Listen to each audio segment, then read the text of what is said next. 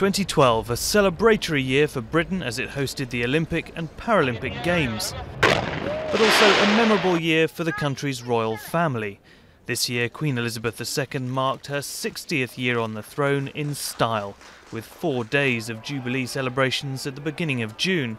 First came a spectacular pageant on the River Thames, then a star-studded concert at Buckingham Palace, and finally a carriage procession through London in front of adoring crowds.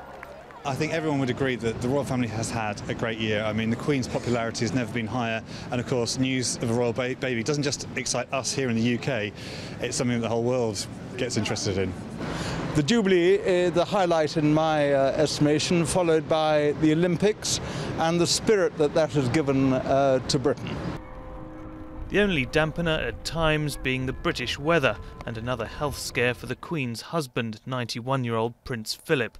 Unable to appear at the climax of Diamond Jubilee celebrations alongside his family on the Buckingham Palace balcony.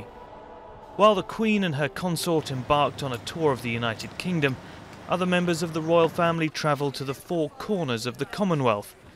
The upbeat mood helped boost the popularity of the monarch and the rest of the royal family to their highest levels for decades after a difficult time in the 1990s. A reminder that public support can go down as well as up. Depends so much on the personal popularity of whoever's prominent in the royal family at the moment. They're lucky enough to have William and Kate at the moment, and everyone loves William and Kate, and a lot of sympathy for her about her pregnancy. But don't forget there was a time when everyone loved Charles and Diana, and look what happened now. Kate's pregnancy, announced in November, was the news many royal watchers had been waiting for. Although tragedy struck as a nurse at the hospital where the Duchess was being treated for morning sickness committed suicide after receiving a prank phone call from an Australian radio show.